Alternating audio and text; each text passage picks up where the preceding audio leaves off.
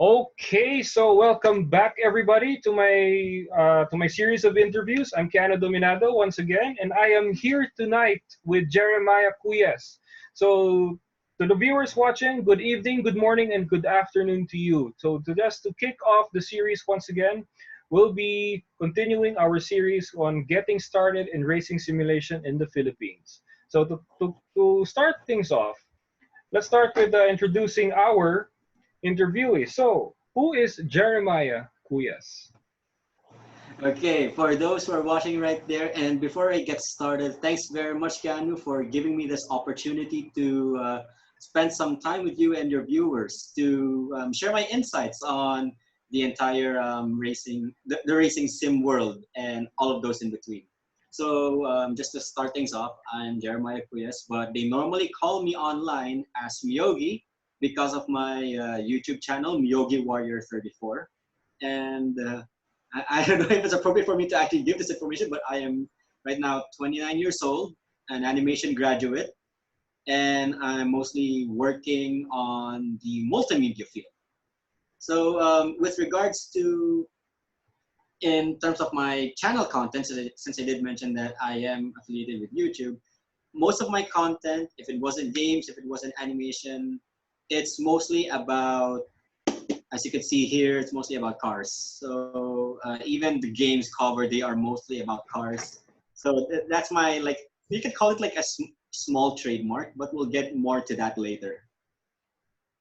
All right, that's fantastic. So, to the viewers out there, if you can definitely resonate with Jeremiah, especially given the games as he has showcased and flexed right now, man, this is a site you'll definitely wouldn't want to miss. So, to dive in deeply, so Jeremiah, what got you into the world of sim racing?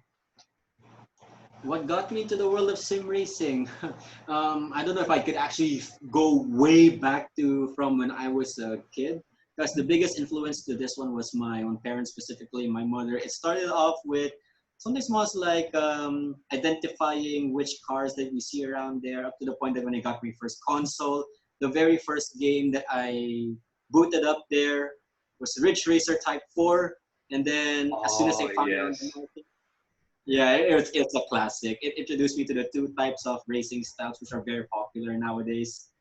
And what got me so into the simulation itself was I don't need to keep this a secret because it's very known worldwide right now. It's the Gran Turismo series. I started off with GT1, and that's where things kicked off. But as soon as time progresses, I traverse into other titles which I would actually call as hidden gems. Some of them are here, some of them I'll talk about in a bit too. All right. Wow. So thank you for that. And basically, guys, to the viewers out there, we're just getting started. So to top off, Jeremiah, what racing sim did you start out with? Like, what platform did you start out with? What game? And how did you learn it, basically, throughout all these years?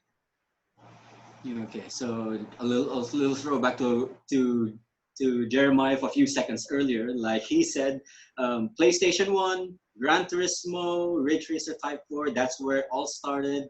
And as soon as it progresses, I didn't actually consider Gran Turismo back then as a racing sim, but live and let live. It was the start of video games in general. The developers of Polyphony and Kaz Kun, the Hell creator, they did their best back in the day to recreate movements and the designs of cars in real life. But what really made me feel that it is a simulation is Gran Turismo 2, which was the pinnacle back then of the PlayStation 1. And a little shout out to Need for Speed High Stakes. So I keep shifting between those two titles when I started out. And when I got my PlayStation 2, that's where things got more complicated in a good way. If Is it alright if I could name drop some of the titles that I got from the Sure, PS2? sure. By all means, go for it. All right, I didn't actually get to play much of GT3 because I was just borrowing a PS2 back then. But when I already owned one, that's why they are here today. No, not you. Genki's Tokyo Extreme Racer series is one of the best.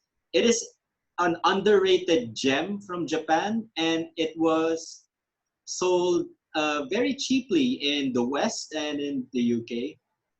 I would call it a simulation, despite its edgy title. Because of the game physics back then, Genki Racing Project really did a good job in doing a simulation for the PlayStation 2. It can really rival Gran Turismo at that time. Next to that one, Racing Battle C1 Grand Prix, also another Genki title. It's pretty much getting close to Gran Turismo, and I'll talk about that one as well later. And somewhere down here on the list is, again, another Genki title, which is Kaido Battle, or for the Japanese otakus there or familiar with JDM culture, it's mostly mountain racing. And the Oh, physics there are like one of the best for the PS2.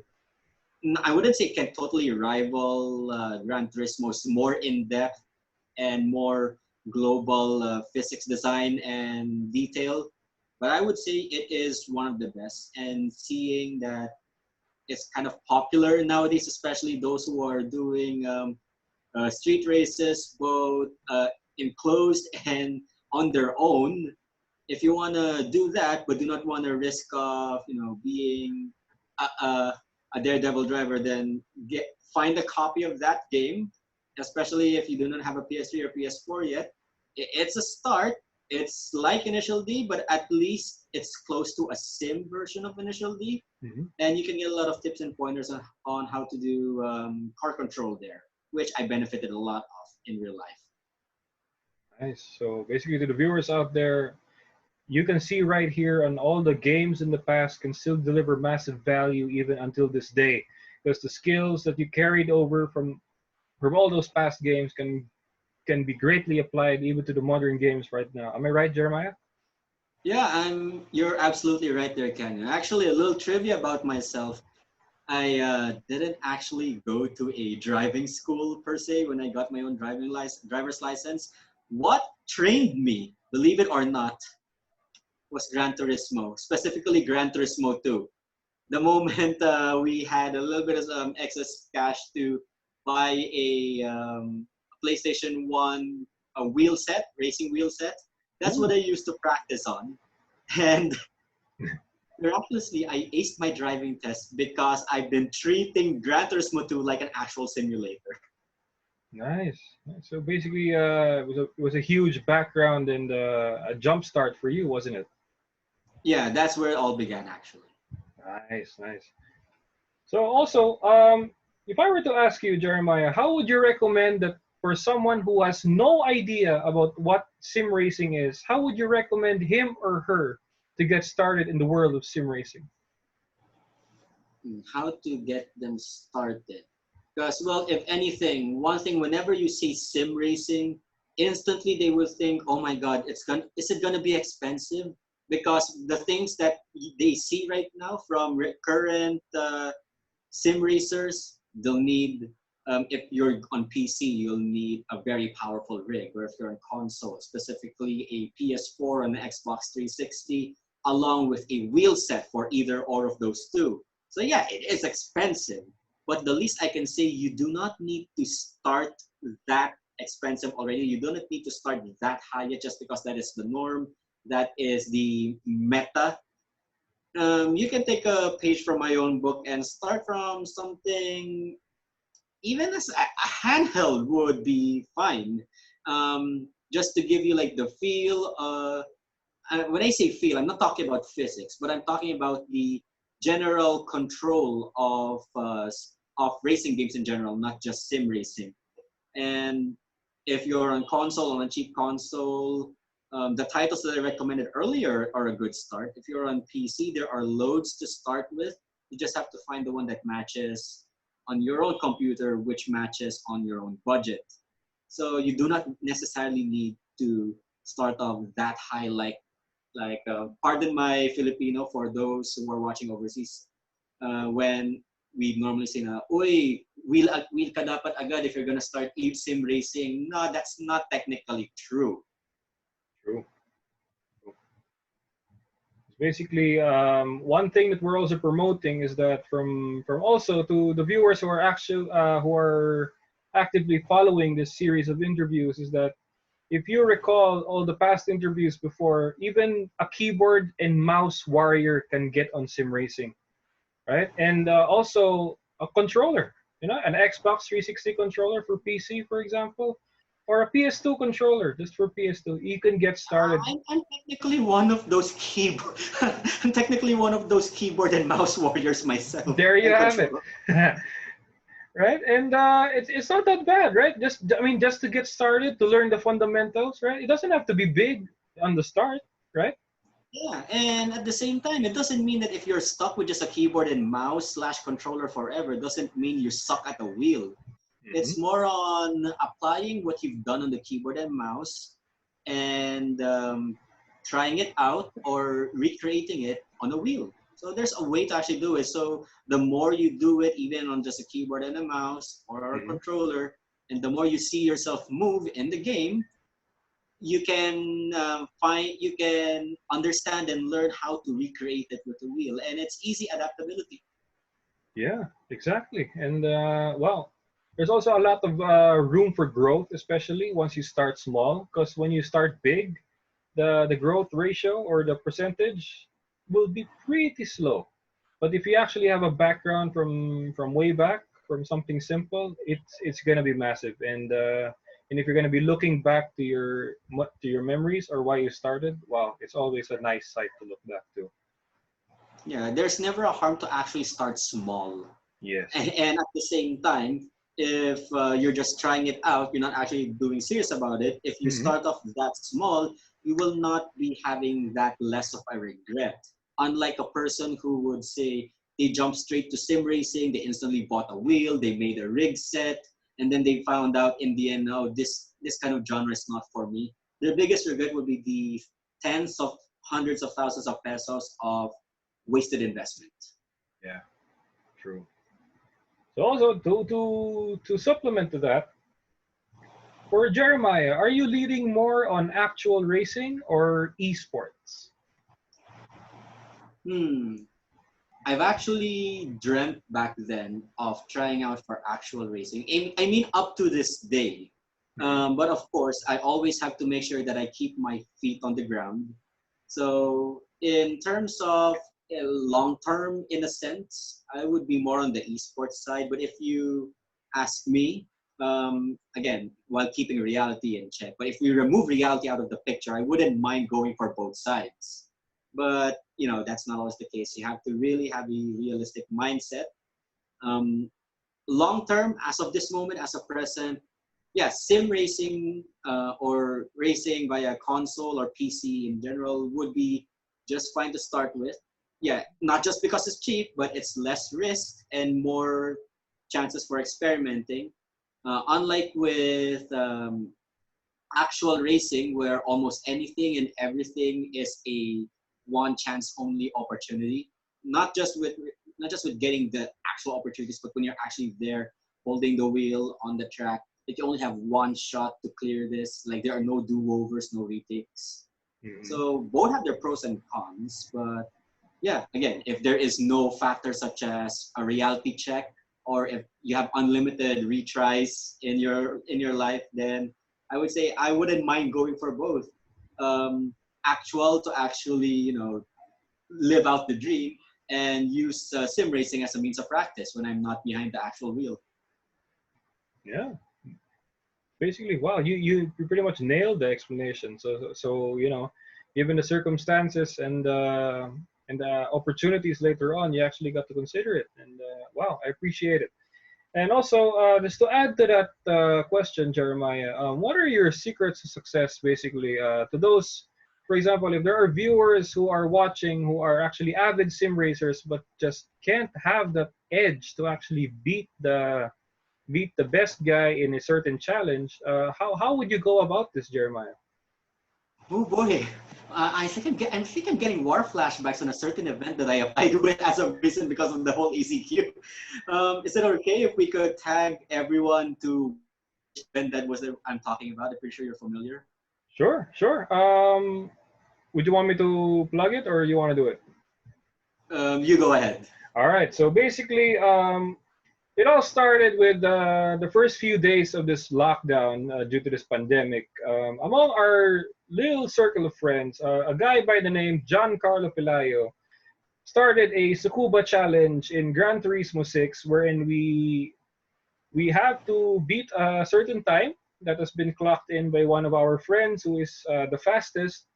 And the only catch is that you can only use a car that is only until 500 performance points, and that's the cutoff there. And the battle is usually 55 seconds to a minute and two, usually. And for some reason, our interviewee right now, Jeremiah, was the guy who topped that challenge. So one of the reasons why I divulged in this question is because I wanted to know, and for the sake of the viewers who, especially who are affiliated or who knows John Carlo Pelayo and Franz Patrick Gaw, how did this happen, Jeremiah? Okay, believe it or not, by the way, Daiki, please help me on this one. You are the reason, like, you are the fictional character I created that helped me succeed in this challenge by a stroke of luck. Um, there are actually millions of ways to approach it, but given that I have been practicing a lot on Gran Turismo, been through a lot of generations of it, it was not just a mix of personal preference, but some level of technical logic has to come in, because normally when they said Tsukuba challenge and then the performance points restriction, the first thing you normally do there is find the car that can easily hit the performance restriction without going beyond it. Of course, cars like this, the Fair Lady Z that I have right now on my interview setup here, or some famous car like the GDR, it's out of the question because they're going to be using that stock. Sure, it has the performance restriction capacity, but if it's stock, you cannot go too much in there. So the first thing that comes to mind is you have to find a car that is relatively lower than the performance restriction, and you have to modify it until it reached that set performance restriction. There are a lot of candidates there. We've seen a lot of 86 GTs, which, by the way, I think that is the car that John Carlo, J.K. Pelayo used for the challenge, the one that we need to beat. We've seen some of them, they use RX-7s, the Japanese cornering super machine for obvious reasons outside of initial D. Some used Miatas. One attempted it with an Impreza because all-wheel drive. Some of them tried to do it with an EK9 because VTEC. Those sorts of bias basis. But for me, when I tried the challenge for myself, I started off first with a pre-tuned Roof 3400S, which is technically a Porsche Boxster with a 996 Carrera front end.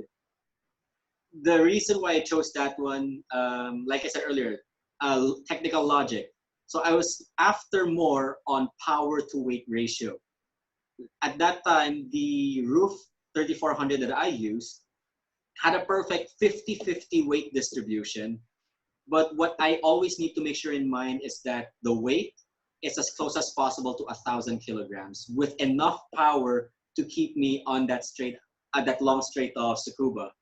So that Roof of mine had 350 horsepower and at almost 1,000 kilograms in weight. So for me, that was like the perfect, that was like the golden ratio that I needed, but I was still under the mark.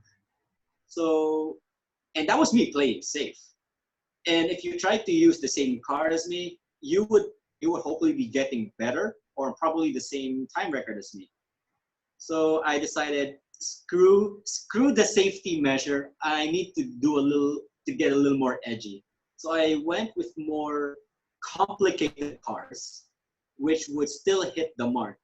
My first attempt was with a Porsche 911, the Roof CTR, or as how we car junkies call the Widowmaker. I did not last past the first corner. So that was a strikeout. And the second one is the Toyota MR2. I had a pre-tuned one. It was doing okay, but halfway through I was losing it until I discovered this one mysterious gem, which is a French car, has the same capacity as the roof power-wise when I tuned it. But the way we're talking initial the Hachiroku level light. And if you've been doing racing IRL, you know that, wait, Myogi, you are riding a screaming metal death trap. Are you sure you are going to use that car? And believe it or not, I actually did.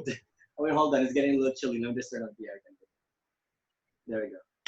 That way would also make my mic better. So yeah, that car, for those who are curious, I forgot the actual model, but the brand name is Hommel. It is a French sports car. At stock is at 180, but the weight, bare stock, is at 900 kilograms. With weight reduction, you bring it down to 830 kilograms. So that and max tuning it to 350, yeah, it is a screaming metal death trap. You wouldn't believe how many times I spun out just to try to keep it in control.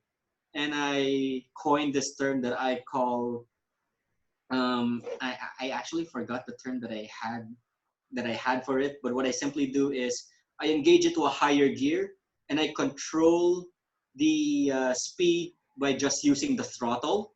So it doesn't matter if you're using wheel or controller, controlling the throttle, making sure that you don't spin out is the secret behind that one, and more on extensive deceleration. For those who are still new to the e-racing sim racing scene, I'm sorry if I'm getting a little too technical for this conversation, but hopefully if you've been watching the other interviews, you will get a good idea of what I'm talking about. So yeah, and after a couple of attempts, and by attempts I do not mean looping multiple times in one heat, but what I do is after say 3 laps, I take a break, take a deep breath, I quit the round and then enter the round again. And by a stroke of luck, I was able to beat the lap time that was to beat by, if I'm right, half to 3/4 of a second from the time to beat. Wow. That was even if it's 3/4 of a second, it still counts and Three it's fourths of a big. second is actually a big gap. I It mean, is 1 second alone is quite huge. So very pretty much huge. to sum up, again, um, step one is finding the right power to weight ratio. Step two is finding the proper drivetrain, which by the way, that Hummel car is a midship. And that time I was reading through car reviews of Donut Media. They were talking about the TVR. And yeah, by the way, the TVR was my second choice.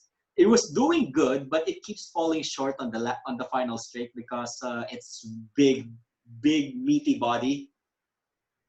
So yeah, that is something to consider. So for those who do not like math, I am sorry to say there is a lot of math involved when finding the right formula to getting this challenge done. So it's not just with the car, it's not just with the driver. Take my word for it. You need to find the right balance of both to succeed in challenges like those. Nice. So for the viewers, there you have it. I'm sure you can try and attempt to deconstruct what Jeremiah has presented to you, but to sum it up all, basically you have to know your tech and your settings from inside out, because even the littlest tweak that you can ever do to your car can make all the difference. Am I right, Jeremiah? Yeah, you're actually right. Actually, when I actually first beat it, it was just a few milliseconds away, and that was just with a stock suspension. I just went all power and all weight down. And then when I tried it again with, if I'm right, the sports suspension, which has different tuning values compared to the stock one, I was able to beat the lap time even further. So yeah, like what Keanu said, the setting makes all the difference. But you cannot rely on just on the setting alone, and that's where you as the driver come in. So as soon as you understand your car, the responsibility goes to you to make it happen. You cannot just let the car do it for you. There we have it. Nice. So basically, for any challenges that are out there, for Gran Turismo, whether it's in Gran Turismo 6 or Gran Turismo Sport, as much as possible, even if you're just starting out, just have a go at it. The objective may seem impossible, but trust me, if you actually work your way up the leaderboard and you can actually see the growth from where you last started, it's actually a nice feeling because seeing growth, who is not happy to see growth, right? Yeah. And if And anything, for those who actually don't believe me, because I am using a very unpopular car, I really want you guys to try the Hummel out for yourself with just a stock suspension and all performance upgrades and the racing tires. You will see what I mean when I say it is a screaming metal death trap. all right, definitely. All right.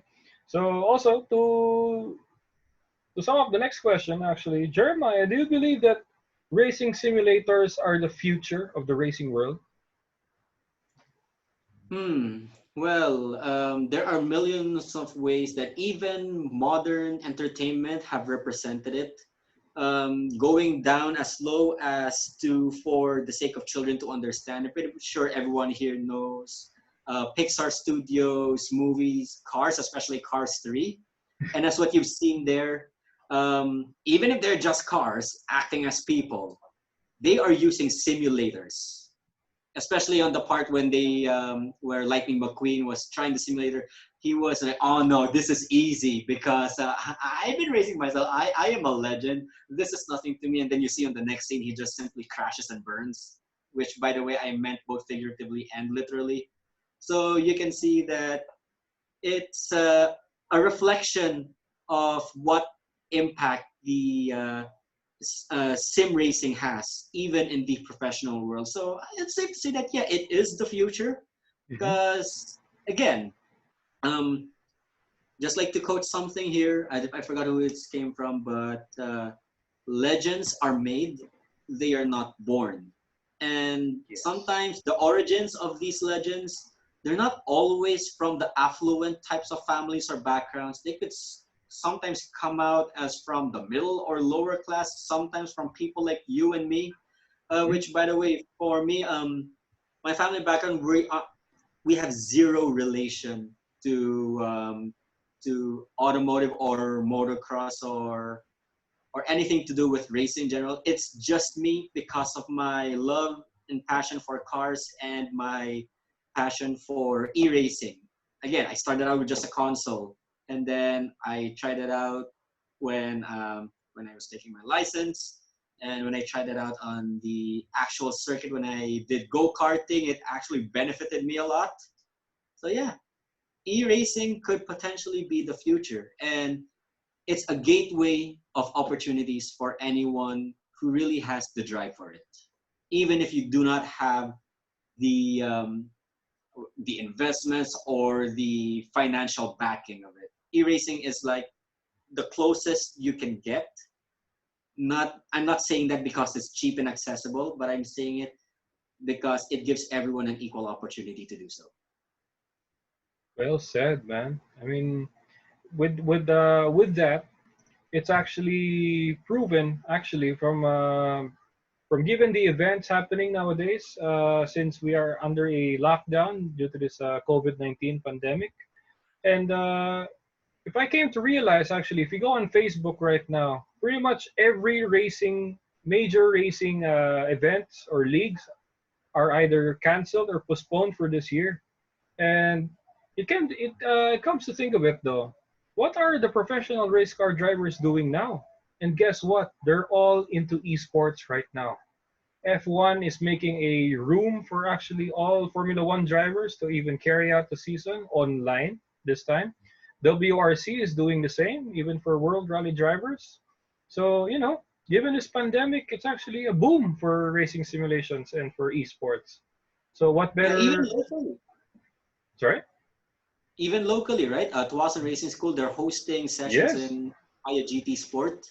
Yes, and also shout out to Tuason Racing. To those viewers who have no idea who Tuason Racing School is, basically they're a school of racing in here in the Philippines that are pioneering basically worldwide motorsport events from Formula V1, go karting, circuit racing, and toge battle. If I'm not sure, but I'm not sure if that's right. Yes, stuff is under them, right? Yes, Vios Cup as well is also affiliated with Tuason Racing, and as of the start of this lockdown, they have hosted and carried out an event wherein JP Tuason hosted an event where he will have a online competition with Gran Turismo Sport, all for the sake of the frontliners. All donations, even an entry of like 100 pesos minimum, can even feed a frontliner doing the service for the country. Isn't that great? I mean, the cause is It's very noble. big, and it's very humbling, and it actually gives gamers an outcome and an outlook and an opportunity to actually be themselves and actually battle it out with all the good drivers and sim racers in the Philippines, right? So what better Yeah, way to gather drivers and to actually do things for a good cause, right? And it's pretty yeah. amazing. So to shout out to those guys. I mean, hopefully one day we could collaborate with everybody else, because sim racing is a booming thing right now, and it's just gonna get bigger and bigger as it goes along. Even if things go back to normal, I guarantee you, the the booming and the starting of something small, it starts with a single step. Especially given this pandemic, where people are online, and online consumption of content is at an all-time high. So basically, content producers are basically having the time of their lives, right? You guys are running out of things to watch. I guarantee you, us content producers, we're doing double to actually provide content and actually provide value to our viewers. Am I right, Jeremiah? Yeah, definitely. And it also gives them a chance to see, and all not to mention break the stigma, because a few years Yes. ago everyone was like, "Oh, content creation, that's not even a job. There's no money in that." But look what's happening now because of the pandemic. Almost everyone now is becoming a content creator. Mm-hmm. Because we all know the stigma nowadays, right? Given we are in the information age, right? And given this information age, there is a stigma wherein there is just too much information, right? But if you are actually able to target your specific audience for the content you want to broadcast, and actually they can consume your content and even promote it for you, what better way to go online, right? Given Yeah, the time like definitely. this. Yeah. And to supplement that question, actually, Jeremiah, what is your biggest takeaway from your experiences in sim racing? Like for an average person, what value do you get out of sim racing? Well, for one, if it doesn't matter if you're doing racing professionally as a hobby, or or just like using it as a means to know how what it feels like to hold the wheel and press pedals just so that you can go to the grocery store and back. You know what I'm saying? Yeah, Um, I get you. I get you. if we're going practical takeaways or practical benefits from sim racing, it's a training ground. That's one thing. Like if you're really itching to hit to turn a wheel, press a gas, and hit 130 miles per hour or 130 kilometers per hour, for that matter, why risk your life over it if you can actually do so over a sim racing platform? And it gives you an opportunity as well that, oh, if this actually happens to your life, what can I do to stop it? So training in multiple disciplines, and when I say disciplines, I mean circumstances and situations. So again, professional, non-professional, or just simply for normal driving, you can use that outlet as a way to train your mind and your body and all of your senses, so that when you are in the actual car, in holding the actual wheel, pressing the actual pedals, you have an idea of what to do. You can become independent in a way, and you will not stick out like a sore thumb whenever things go wrong. Like you know what you can or need to do to get out of that sticky situation. So that's one of the biggest things that I have discovered from sim racing. And if I just like to give a very special note, like it doesn't matter which game you're on, you approach it the same way, and it pretty much gives you the same benefit. So there's no preference that, oh, you benefit more if you do Gran Turismo because it is a racing simulation, or oh, you should do it with Need for Speed because it gives you the the adrenaline and how to control that adrenaline. Like no, not like it's a yes and a no at the same time, but the game is not actually a factor. So any title that you pick up, you're gonna still use the same principles. So it's just a matter of putting those principles in the right place and putting yourself in the right place while you are in said title. Nice. That is very well delivered. And to those viewers who are actually asking me in the past, wherein is there such value to be unleashed from sim racing? Apparently, there's more than one, and I believe Jeremiah has over delivered in his explanation that sim racing definitely has value to be taken out of. But for you to actually experience this, it actually starts with a single step. It actually encourages you to actually experience it for yourself. Choose a game that really resonates with you, and then just started just by doing just one race. Start by just one, and I guarantee you, if you actually complete it, or maybe you even win, who knows? That will kickstart your passion to actually like racing games. Am I right, Jeremiah? Yeah, you're definitely right. But I will say this because I know this game had one turn-off value, and it's the part where you are forced to use a Honda Fit, a Honda Jazz. And don't worry, for those who just started out and they started with this, we feel for you. We understand your pain because we went through that pain. Like You did. like you cannot start with a GTR or your other dream car. You really got to stay with that Fit. So just be Yeah. patient, and you'll get there eventually. Yes, you have to work your way up. And even for my experience in Gran Turismo 6 is that given the same example that Honda Fit that Jeremiah mentioned is that, can you imagine that car as a hill climb car? Just think about that for a minute, right? Think about that for a minute. A hill climb car, an underpowered front wheel drive Honda Fit, right? With VTech. With VTEC, exactly. It defies, for example, it defies a stigma that one, it's actually just a cute car, or two, it's actually just, like a sleeping beast that's just very tamed. But actually, it's actually a nice car to get started. Because for Sunday Cups, for Clubman Cups, it can definitely win. All right? It doesn't matter, or basically the point here is, it doesn't matter what car you started out with, but if you can actually get that car and max it out its full potential, who knows, right? Growth will just start from there. Yeah. Exactly. Throughout my whole e-racing experience, that's what I felt when I first discovered the Skyline R34 GTR. And believe it or not, that's like one of my main determining factors when choosing some of these e-racing games. And no, it's not because of Paul Walker and the Fast and the Furious 2.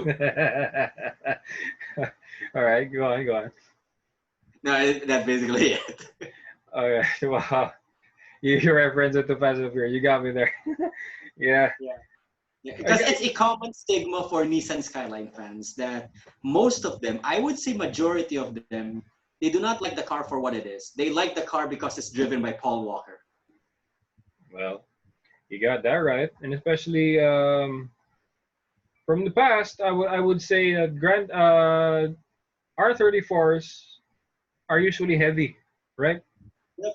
In in So in for a, in anyone a who concept, it's heavy. actually, Yeah. yeah, for anyone who actually knows their cars, if I recommend the Skyline R34 GTR as a starter, they would all be raising eyebrows. And I will agree with them because, like you said, it's a heavy car.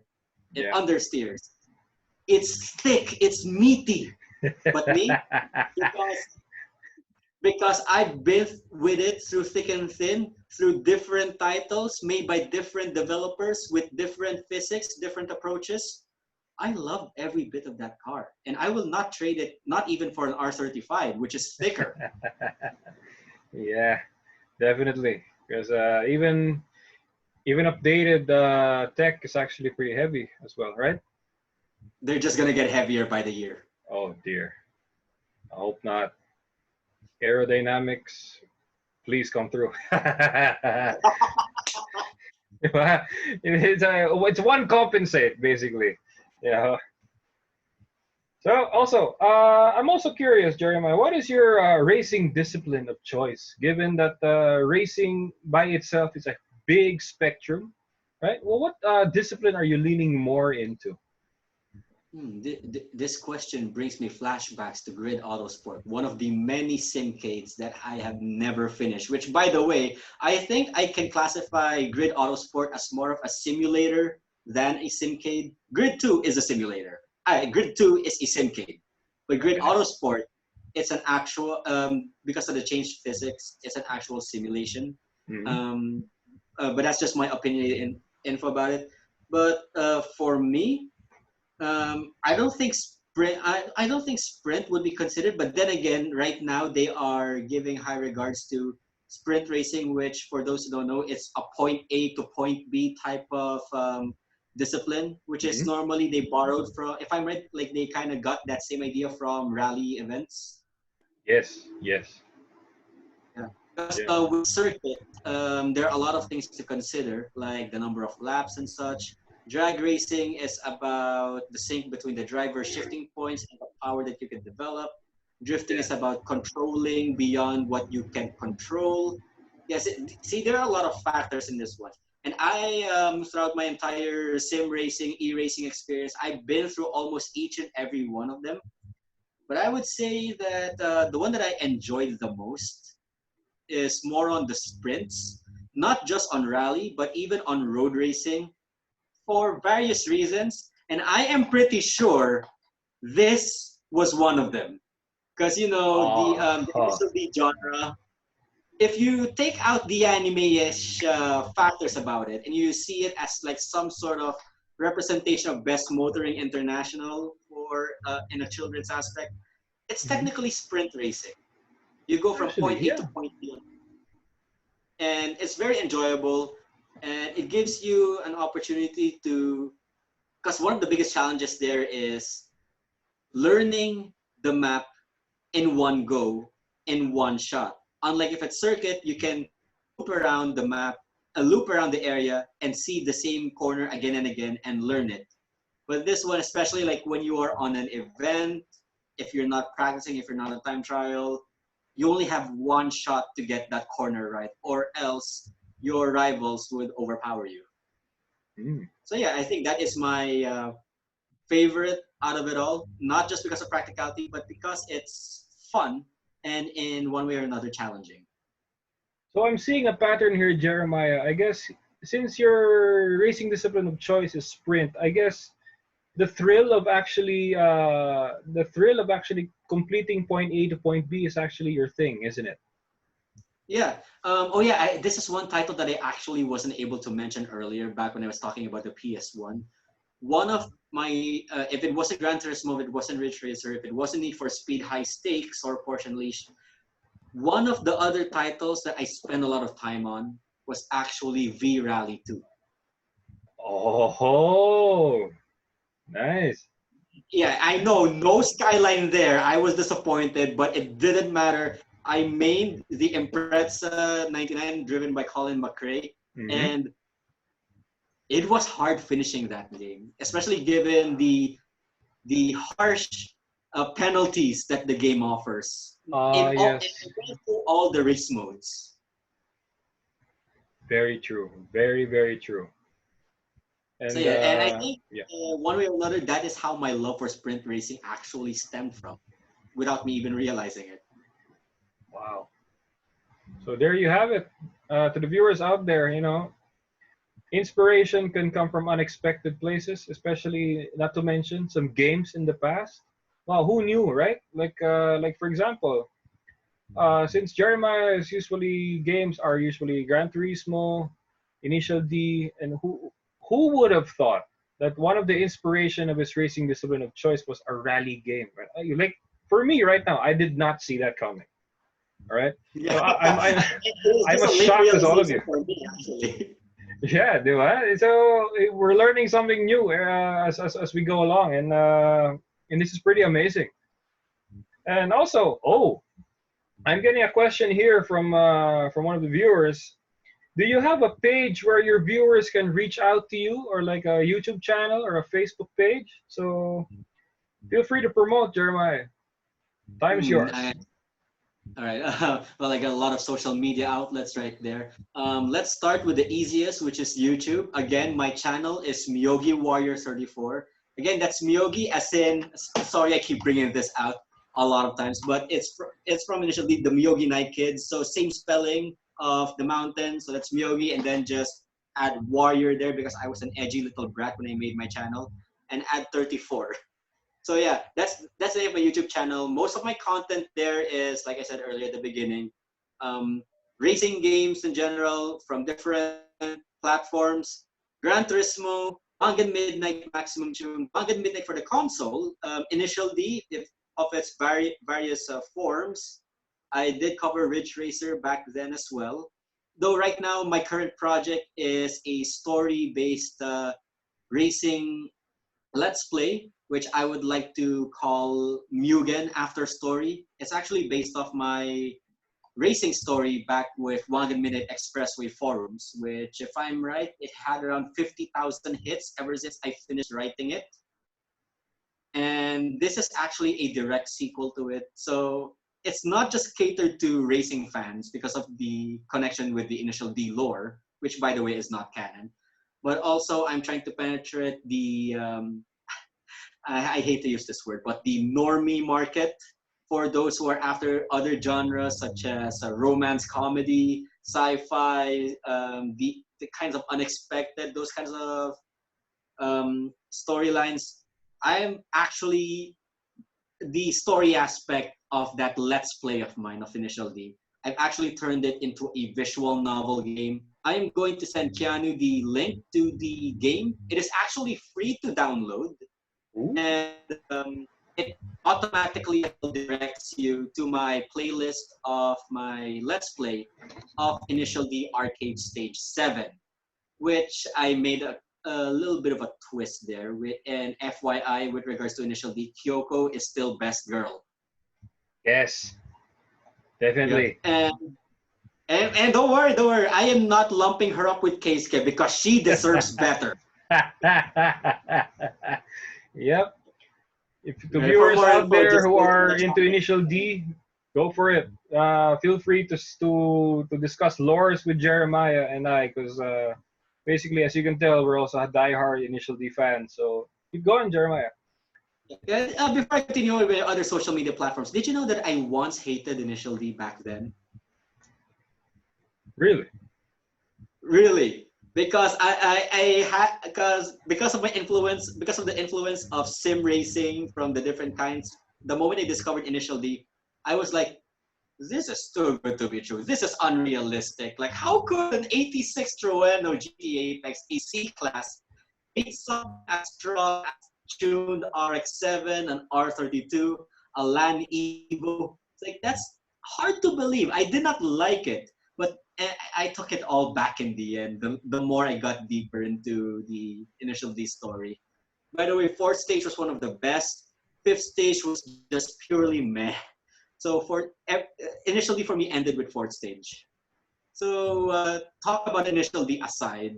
My other social medias, I have also an Instagram. Again, almost all of my social media platforms are named MyogiWarrior34 for obvious reasons and easy tracking for everyone. So same for my Twitter, same for my Instagram. I rarely post on those two unless I make YouTube announcements. Um, I have two Facebook pages. Again, it's also MyogiWarrior34 for one of them, MyogiWarrior34 official.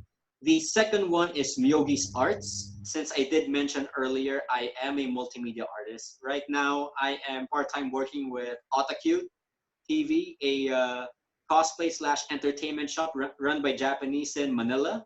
So I am part of their media crew. I'm the one mostly and it's actually a really good experience for me. I don't only draw characters there, but I also draw automobiles, and that's where I post my work in progress for the upcoming special animation that I am working on. So if you miss Initial D, the anime, because fifth stage already ended, and if you miss Kyoko because she is best girl, look, like my pages and subscribe to my YouTube channel.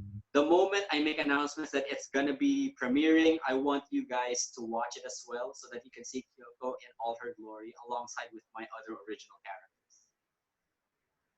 Wow. So to the viewers out there, there you have it. So apparently he's well versed It's an in. easy way to track me down. It's just one name. Just search it in almost anywhere and everywhere. Just not TikTok. I don't have TikTok yet. Nice. So to the viewers out there, there you have it. So to those who want to get in touch with Jeremiah, feel free to visit any of his social media platforms. It's MyogiWarrior34. And I guarantee you his content keeps on coming along. And hopefully one day soon, Jeremiah, we get to collaborate one day on streams and content. So to boost content and hopefully boost engagements and content out there one day. Yeah, I'm definitely down for that. All right, I forgot one more plug. Hmm. If you really guys want that to happen, for me to be able to collab with the likes of Keanu, JK, and hopefully with Terrence, because he was one of Keanu's previous guests. If you really want me to be involved with them in platforms like Acero Corsa, GT Sport, and you want to support me as well, not just with my own content and not just with the collaborations, I also actually have a Patreon. Even $1 a month is enough. But if you're a really hardcore fan, if you really wanted to help that dream come true, I got also other ones. And I'll be sure that I'll be able to pay you back. So just check out my Patreon. If you have the spare cash with you, or even just $1 a month to spare, I really want and hope and wish that you will be one of my patrons soon. And there you have it. For support for Jeremiah and for pretty much everybody in this space of sim racing. We all are a small community, and we're helping each other out and building up each other as we go along. Because in this day and age, if you're just a simple guy with just simple dreams, you can only go so far. But if you have a team with you, you can go up and beyond. All right. So to top it off all, Jeremiah, what are your last words on racing simulation in a nutshell? In a nutshell, since I am a mix of not just a sim racer or an e-racer, and it's because I'm at the same time a story creator because of my animation background. I would say two things about e-racing. It's for me, it's both an escape and a gateway to my own world. Because the latter part, because I am a story creator, and I'm not trying to copy Initial D. I want it to be something better than Initial D or something different from them. So that's a motivating factor for me to delve into it. And it's not just because it's one of the most knowledgeable things that I am familiar with, e-racing, cars, JDMs specifically. But at the same time, it's a really good outlet. Mhm. A lot of times it has actually saved me in times of depression due to personal reasons. So whenever I feel either down, or if nothing's really coming into my mind artistically, or I just really feel out of it, like out of touch with reality, I just go to one of my sim games, hook up the power, do a couple of rounds. The next thing you knew, I'm already motivated again. Or I sometimes get something new or a new inspiration. So yeah, that's what I really think of e-racing, sim racing in a nutshell. It's an escape and a gateway. Man, you nailed it. And it's truly a sight and a treat not only for the eyes, also for the ears, because it proves to the viewers that there's really massive value to be made in racing simulation.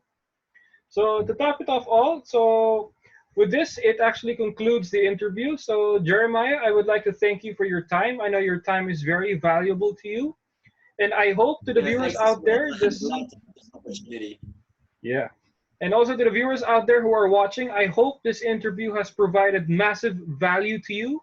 Our time in the interview may be over, but your sim racing journey has just barely begun. So to take action, just do what you gotta do and select the game you want to start out with, select a platform you want to go on to, and give that sim racing journey an opportunity to start out. And I guarantee you, even after this lockdown, it will be a new normal for this day and age.